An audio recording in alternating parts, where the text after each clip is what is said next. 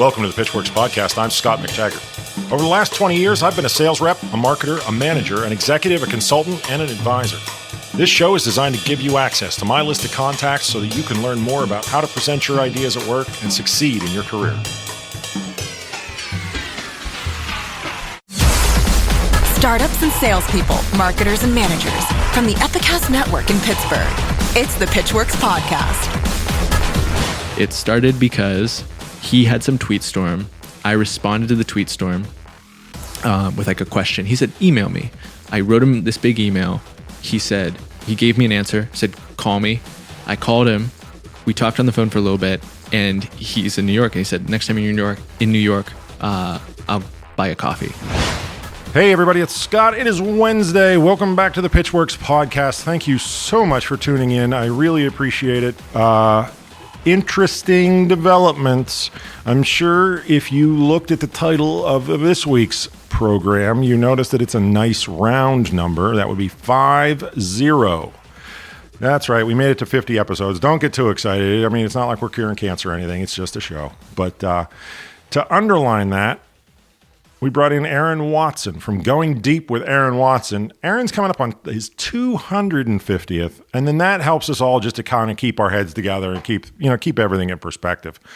A little bit of promotional news. If you are going to the Thrival Innovation Sessions this year, guess who's on the docket? It's your favorite podcast host. No, it's not Dave Bracey. It's me. Moderating a panel at Thrival Festival at the end of the month. It's a branding panel with our friend Yvonne Campos and someone from Pinterest, someone from 500 Startups, someone from Harry's Grooming, the razor company. A very interesting panel talking about branding and identity and communications. I hope you'll make it. And if you do, I hope you'll remember to use the discount coupon that the Ascender folks made up for you. Just type in Pitchwerks before you check out. It'll get you 50% off tickets. So one other piece of business, you know what I'm going to ask you for. Rate and review this fine program. Tell us 1-star, 5-star, and back up your position. Defend your rating and just tell people, how they would know whether or not this show is good for them or not. Do that for me. I'll be your friend forever. Let's talk to Aaron from Going Deep with Aaron Watson, and thank you for hanging around for 50 episodes. All right, let's get this thing started. So this is our 50th episode, and a lot of people honestly kind of put a little bit of pressure on me. They're like, what are we doing for 50? And I started looking. 50 it's a nice round number. That 0 at the end, it definitely makes it feel a certain kind of way, right? But 50 is not that big of a deal in the grand scheme of things. What are you up to now, Aaron? I just came from recording the 246th episode of my show. This is the kind of stuff I'm talking about. Like, were you doing cartwheels immediately thereafter? I just screamed as loud as I could when I got out to the parking lot. There was like a champagne delivery to the parking lot, like, woo! Popping bottles. So yeah, we're going to do a subdued 50, right? We're very happy. Thank you. Thank you for listening to the Pitchwerks podcast. Very happy about that. But we're not going to, kind of act like we just won some sort of gold medal in the Olympics. Yeah. Thank you so much for being a part of our crossover. Thank you so much for having me. And I do want to issue a genuine congratulations for 50 episodes, because that is no small feat in the grand scheme of all the podcasters out there. You know what? I actually learned from you how many people don't make it here. Yeah. I think it was you. You said something like they get to 10 and they die, or 7? 50% never make it to 7. How about that? And of the 50% that do, 50% don't make it to 23. So just by producing your 24th episode, you reached the top quartile of all podcasters. That's bizarre to me. I mean, I just don't know why you'd get into it if you weren't committed. But that speaks to your background in sales, because sales is fundamentally about doing the work, perseverance, showing up with diligence and consistency. And it's the same thing with producing content. But it's also about just being rejected over and over again. Right? You get paid to be rejected, right? Yeah. And I think, what we did was we started off with something small that had a goal of basically helping people to up their batting average a little bit, right? So that the people who come after us maybe don't have to trip over the same things. They don't have to have the same conflicts and whatnot. So, but thank you for coming in and helping us do 50. I want to talk to you about podcasting. I want to talk to you about what you've been working on.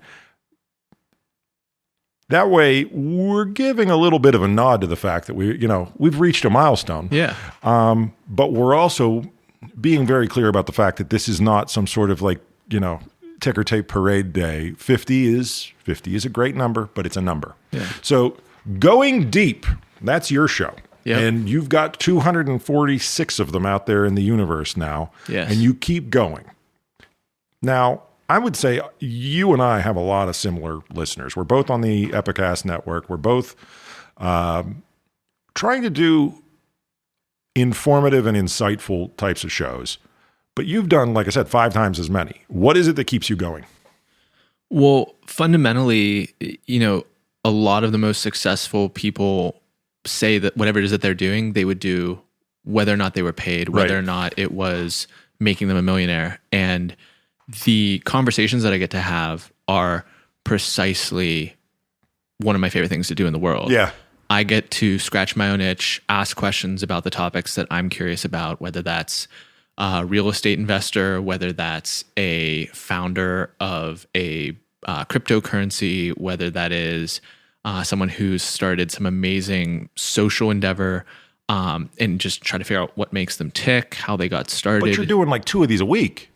Yeah. Right? It's what? Monday and Wednesday? Yep, 2 a week, yeah. Wow, man. I mean, I just think about how hard it is to do this. And granted, again, you've got a lot more practice in than I do. Yeah. But we do a show every week, and I find that to be a challenge. Yeah. Right? I mean, we get it out every week. Don't get me wrong on that, but you're doing twice as much.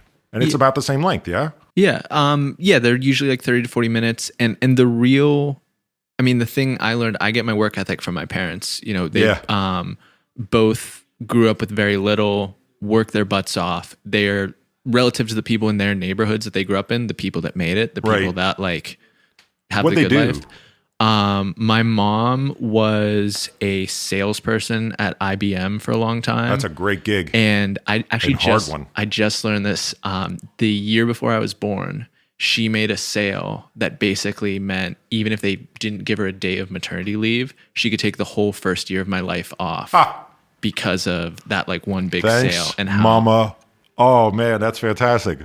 Yeah, and then my dad's in construction. He started off just like a regular schmo who showed up on a construction site, fell in love with it, and he was in charge of the demolition of the convention center. Oh yeah, the building of the convention center, the demolition of the hospital for the Penguins arena. It's PPG Arena now, but it was Console. Yeah. And now he's doing what will likely be his last job out at Penn State, which is where he went to school. I was about to ask if he's still in the game. Yeah. Yeah. So it's gone full circle. But I mean, they're literally people that, showed up to my T-ball and soccer games and all that other stuff, but they were grinding away, and they always delivered the message to me. It's like, Aaron, you're a smart kid. Aaron, you have a lot of opportunity, but it's the hard work that separates you. And that's what, I won 2 national championships in ultimate Frisbee at the University of Pittsburgh.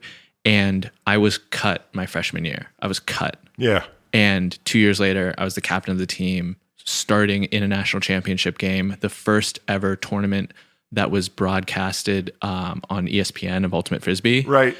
And that was a product of when all my teammates were, we had team track workouts, we had team practices, but I was also making sure I was in the gym 4 days a week to just outwork the people who I knew were some of the best in the game. Yeah. If I'm outworking them, I can beat anybody. Well, you're definitely going to win in the competition here in today's studio because I'm a fat man and I have no interest in running and jumping and playing anymore. That's all you, bud. If we end up being attacked by zombies or anything in the studio here, it's you. But at the same time, it's a team. So if the zombies come, we're on the same team, right? And that's the beauty of the podcasting world. We're getting meta talking about podcasts. It is an abundance mindset. Most people don't listen to one podcast. But let's be 100% blunt, right? It's also about how much you want to do it. Yeah. And you really want to do it. This isn't just, I'm an outsider looking in and I don't, I'm not going to pretend like I know what happens inside of your head, right? Yeah. But you can know what it takes to be successful and not do it. Yeah. When we first started doing this show, we said, success can happen to anybody. It's about taking a goal and breaking it into smaller goals, right? Yeah. But you have to want to actually, like, you can't just say, this is my dream and kind of shrug about it. It has to be the thing you really want to do. And again, 246 episodes. Here you are. And I mean, I get you on the level that you're on, right? You're saying, this is how I do things. I have to commit to them. I have to work really hard. Yeah. But I'm going to push you a little bit. And I'm going to challenge you and say, I don't think that's really the entire story. What is it that you love about it that makes you keep coming back? It's the ability to get into rooms with and have conversations with people that, whether it's like my own negative self-talk, normally wouldn't give me the time of day. So we were just talking before it went on. I interviewed the guy who created JavaScript and created Mozilla, Firefox, the web browser. And it's like, there's no world in which I could just be like, hey, can I walk into your office and talk to you for an hour? Like, obviously that's a terrible pitch, and the people who listen to this would know that. No. But it completely changes. Forget like the fact that that gets shared and that other third parties care. Yeah. Getting real information from that person, getting it straight from the source, which is another common theme between people who find success, is getting information straight from the source, not secondhand, third-hand stories, and the value of genuine real data and the diligence of literally digging until you get it. Yeah. And I told the same story when I interviewed Peduto, the mayor of Pittsburgh, that, you know, he's not granting half-hour meetings with 24-year-olds. That's just not in the playbook for how to continue as mayor. That seems frivolous, right? Take as many of those as you can get. They're gold, Jerry. I tell you, they're gold. But all of a sudden, I bring 2 microphones, I'm going to record it, and I'm going to publish it to this RSS feed, and doors open. Right. And to me, that's where all the magic that has happened in my life has come from, is getting advice, getting perspective, getting stories from the very best. Like right now, I'm on a massive kick of reading biographies. And like if I go into some like Freudian stuff, I used to watch A&E biographies all the time with my folks. And then like I'm coming back to that now, but it's that same idea of the way that we learn as people is modeling and learning the stories of these other people that we admire. So what are you, 2.5 years in? Just about, yeah. Yeah. I think one thing that this show probably benefited from when we got started a year ago was that podcasting was kind of starting to become mainstream. Like people, they were on the treadmill, they were driving to work, and they said, I hate radio commercials, or I have this thing that I'm into that I have to go to the internet in order to get a show about it. Tell me what it was like when you got started trying to explain how to pull a podcast down, explain to people what you were working on and why you put so many hours into it. Yeah, I mean, we just now reached, I think, 25% of Americans or American adults listen to podcasts now, which is like, I'm surprised it's that high. It's a big mark. That's like a mark of actual mainstream conversations happening. I explained to my parents, they had no idea what I was talking about. They were like, what? So my initial pitch was, the reason people like Netflix is that it's on demand. Okay. And you're taking the radio and making it on demand, just like Netflix. You can choose what you want to watch. You can pause it when you want to. And that's awesome, right? People are like, yeah, that is cool. I wish I would have thought of that. That's smarter than what I did. Which, no, I mean, the way I presented it was that it was a way to get to the content that was specific to your interest. Meaning, I wasn't going the Netflix direction so much as I was going the whatever your particular...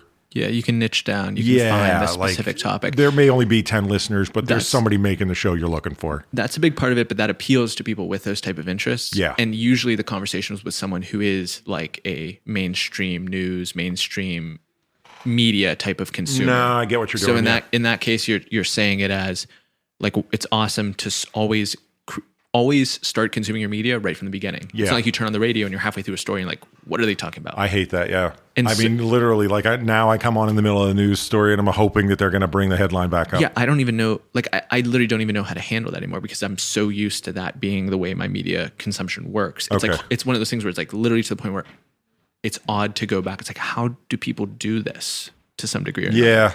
But yeah, I mean, the other classic question is like, how is this a business? How does this make money? Yeah, I get that. I get How that does one this all work? the time as well. And the biggest part, and this is an opportunity that people either get or don't get. It's very binary. Is, the quote unquote personal brand movement or just brand in general. Yeah. This is just a cousin, a different version of your reputation. The best reputations out there are what built the local plumbing company in your town, the local baker, the local whatever it may be. Having a reputation that people know, being known, is a valuable asset in and of itself. And starting to build that in whatever form it takes is already a valuable thing. But in the digital age, when it can scale in a way that it previously couldn't without paying to play, like, not that I'm not paying for my Libsyn account or whatever small costs come with the microphone, but in terms of I no longer have to pay for my 30-second spot. I can just create a channel. People will come to it if it's good, and I can garner attention for whatever endeavor I might want to pursue. That's never been possible before. But did you ever try to monetize it? In like small ways, like I've talked to people, like people wanted me to like consult for them or like show them how to do it and other stuff like that. Yeah. And had a few people talk about like coming on as sponsors. But the other thing is it's forever. It's not a one-off. Like no one can tell you what was running Sunday, some Sunday between Pittsburgh Steelers possessions on TV or on the radio, like what that ad was. You literally can't find it. And because I'm gonna live next to that forever, I've kind of actually like stepped into it and stepped back because I would rather make sure that whatever I'm promoting or talking about is something I'm really proud of, really happy to put my name next to. I know this feeling. Because it is so closely tied to my reputation. It is no longer the sitcom ends, break. Yeah. You need to be using Tide or whatever the... Right. You never came after Jerry Seinfeld for the fact that Tide didn't work in your house, right? You'd be like, oh, that Seinfeld told me Tide was going to work, right? You have to believe in it. And I'm going to make you laugh. So when I got started here, like I actually thought like, I'm going to monetize or at least break even, right? With this idea that I'm going to have like a front end product, which is free, like the whole Seth Godin, like give them the best part free. But if they want a deep dive, go in to super detail. Like, okay, so you and I are sitting here talking about like, how you built a successful podcast that has all these episodes and great guests and amazing. And then we would cut it for 30 minutes so that the 80% love exactly what they got and don't want anything more. And we said, okay, we're going to have this thing called premium, where there's going to be like a deeper dive. Pitchwerks Premium. I swear that's what we called it. That was the business model back then. Like that was what I thought we were going to do. I realized real fast that I felt like I was not giving the whole picture to people. Like I didn't like the way it felt, kind of like that there was something else that was worth including. Like I wanted everything that was worth including in the show. It's like, well, I guess we'll have to figure out some other way that we're going to monetize this thing. And well, that didn't happen, but I'm still here. And I think it goes to what you're talking about as far as like, you do it because you like it. You enjoy that mind meld with somebody who's got insight to offer. And yeah, I mean, there is definitely a brand building where I'm just kind of putting credits in the bank for maybe some future use. Not maybe, 100%. That's 100% happening. Well, when I say maybe, I was like, well, I'm not sure if I'm necessarily going to always be thinking that way. I may walk away from the game completely and just say, you know what? But even it's a lot of work, and I just like to see my kids, right? You never know. You say that, but even if you decide, episode 50 with Aaron was so good, it's my last episode. This is my Jordan thing, right? Where it's like, I want to walk out on top. I shot my shot. But even if you did that, there's people watching us on Facebook Live right now. There's people who are listening regularly. You have no proof of that. You haven't checked. There's a little... Either way, your name, your reputation is in a different place. Yeah. And just in terms of the other way I place brand is SEO, search engine optimization, is so when you type something into Google, my page comes up first. Yeah. Brand is SEO for people's minds. Okay. When I think to myself, Pittsburgh sales trainer, I don't have some massive list. Like, Right. it just doesn't exist. Yeah, I get you. I don't have many people in that space. You are doing the work to actually show up in people's mind when they search their own mind for an answer. Oh, I mean, I know that there is that going on. I guess my point was that I started off with a more shallow view of kind of like podcast as transactional relationship. Yeah. And I really became more enamored of it than I really even thought I was going to. Yeah. Because people kept coming to me and saying, that was interesting. I'd love to know what you think I should be doing with this. And then I go, I've got just the guest for that. I mean, we've had some amazing guests through here.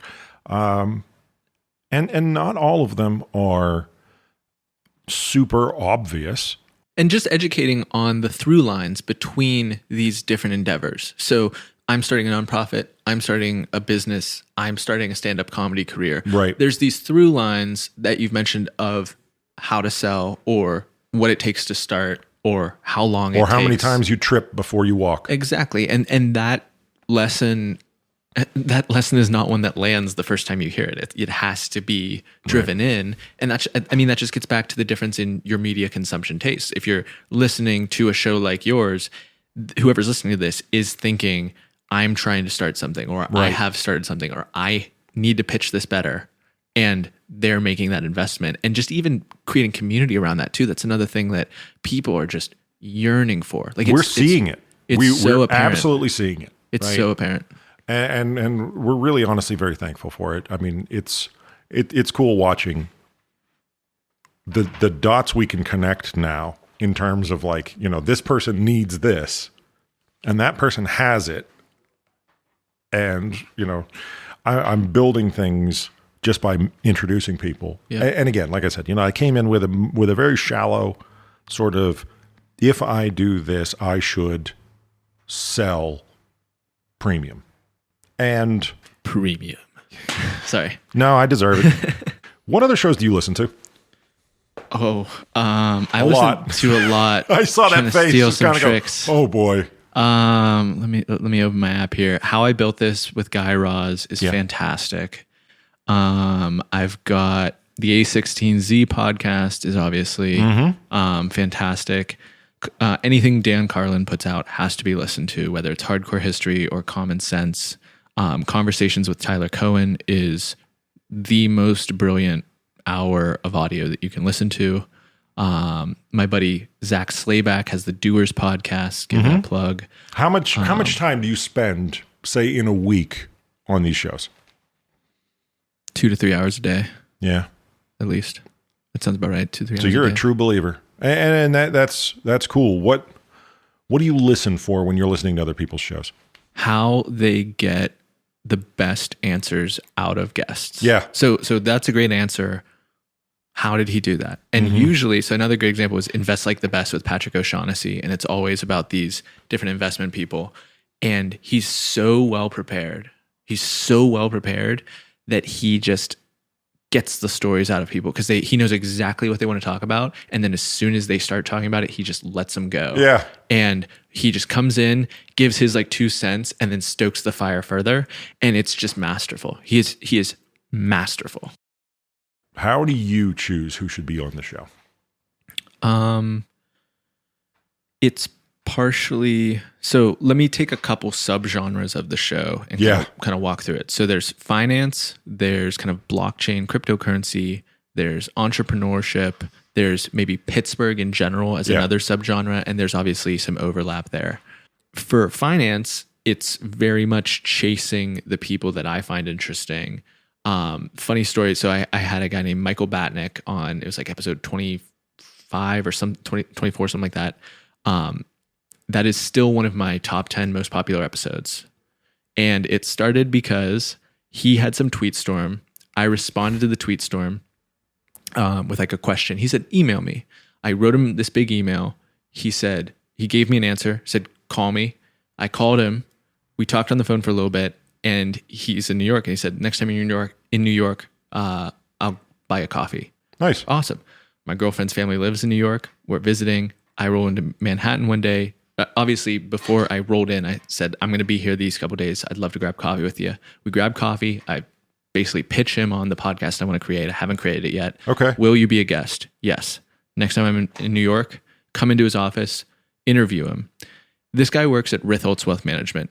Anyone who's like in the finance Twitter space knows that Ritholtz Wealth Management is probably the most famous wealth management company in terms of like the digital community. So they're not like a Goldman Sachs or anything like that. They have a very specific niche that they're good at. Their people, Barry Ritholtz, Ben Carlson, Josh Brown, Michael Batnick, are four of the biggest finance bloggers out there. Okay. Barry has the Washington Post Bloomberg column, massive podcast with Bloomberg. Josh is on MSNBC. Yeah. So these are big people. People care what they think. I interview Batnick. And you land them on what, 25 you said? 24? Yeah, 25 or whatever. I interview him. Barry retweets it. I respond to Barry. Hey, Barry, I'd love to have you on the podcast as well. Sure, let's do it. Coordinate, yada, yada. Yeah. Now all of a sudden I have these two names. I can get whoever I want. I say, Barry Ritholtz is on my podcast. You need to come on. Done. Yeah. And that's more the mechanics of how it happens. But in terms of who I choose, it is the people who I read something that they wrote and it's fantastic.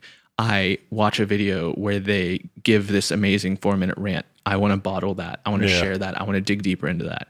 And then in terms of other things, like in real estate, I eventually want to start investing in real estate. I am not in the place where I can commit to that in the way that I want to. But I had the opportunity to interview Joe Calloway, who owns half of Allentown and RE360. Yeah.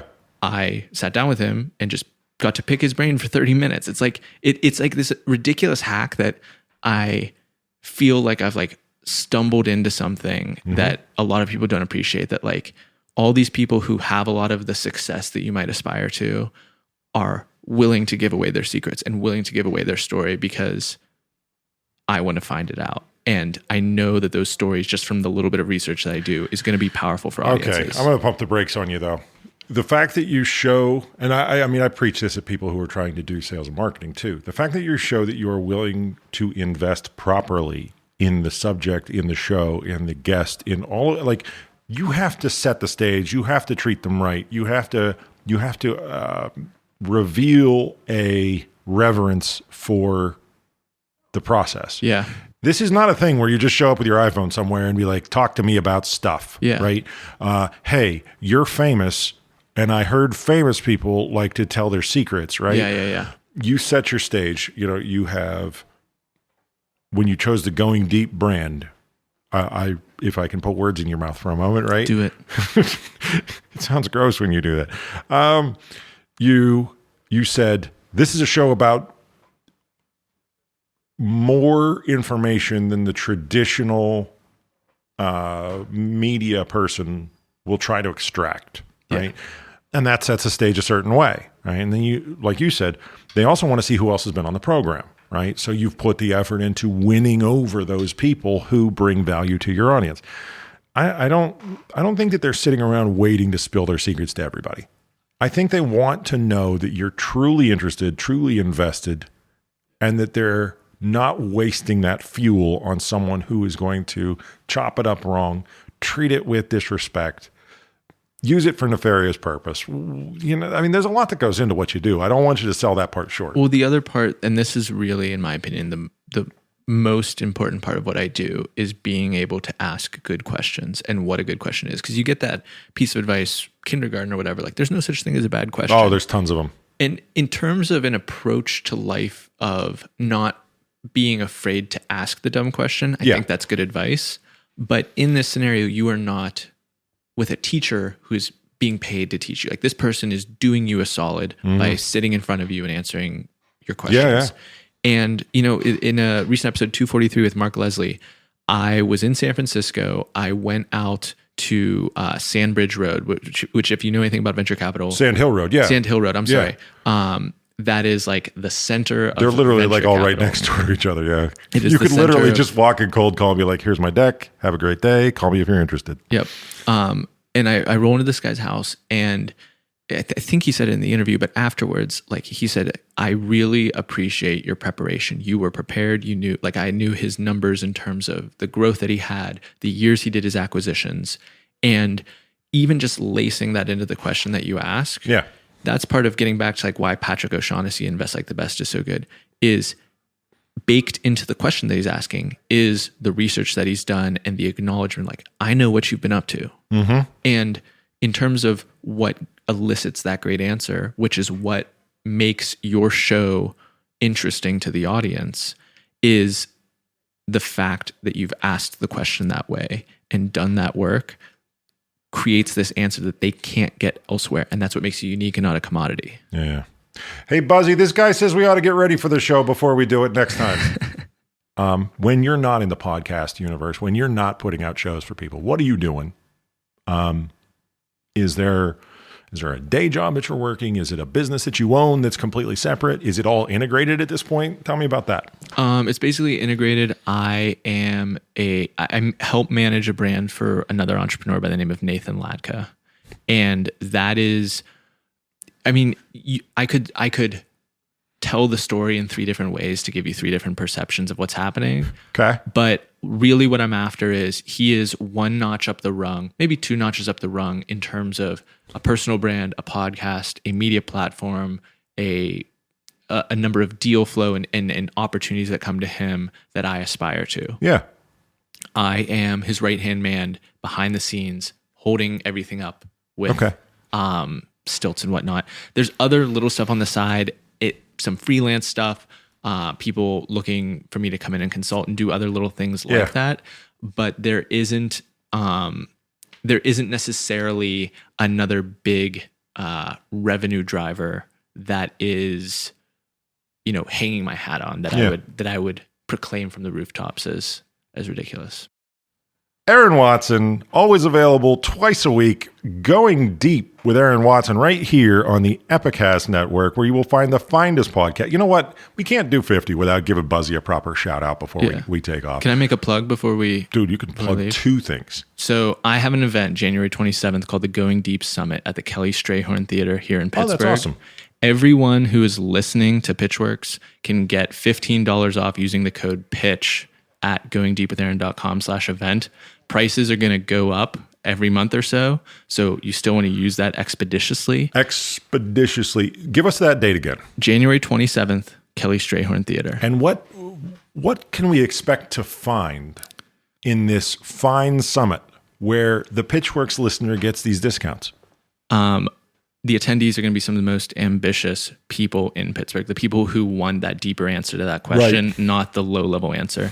The people who are going to be up on stage are going to include Adam Harridan, one of the biggest forgers in the continental United States, Dan Bull, the founder of 068, one of the most exciting social projects and incubators in the city, Zach Slayback, who I shouted out on the podcast before, a LinkedIn top voice in education and an absolute, literally one of the most brilliant people I know.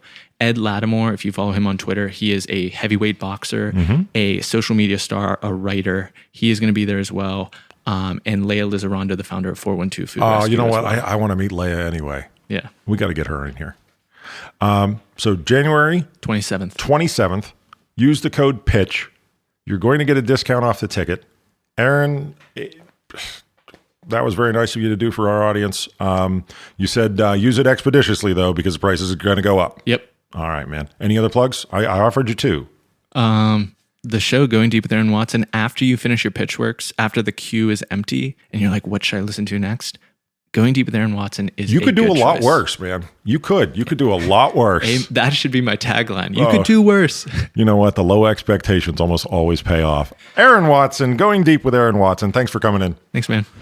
All right, that's all the time we've got. Thanks to Aaron and thanks to you. That's 50 episodes in the books. And thank you for participating in all of that. I really appreciate your support. This is the most fun I've ever had. Just really love doing this show. Here's to 50 more. If we can do anything for you, make sure you hit us up on the social channels. You know where to find us. All the usual places. LinkedIn company page, Instagram, Twitter, Facebook, Pitchwerks, PITCHWERKS. Throw a .com at the end and you're going to the website. Just check it out. Let us know what you think. If there's anything we can do for you, we are certainly listening. Check us out in another 7 days. There will be another episode of this fine program, and hopefully you'll like that one too. We'll catch you soon. Thanks for 50. The Pitchwerks podcast comes to you from Pittsburgh, Pennsylvania, a production of the Epicast Network and McTaggart, LLC. Engineering and production by Buzzy Torek and Nick Miller. For more information, show feedback, and ad sales, visit pitchwerks.com.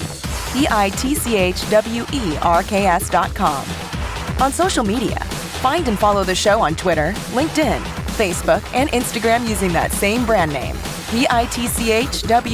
pitchwerks.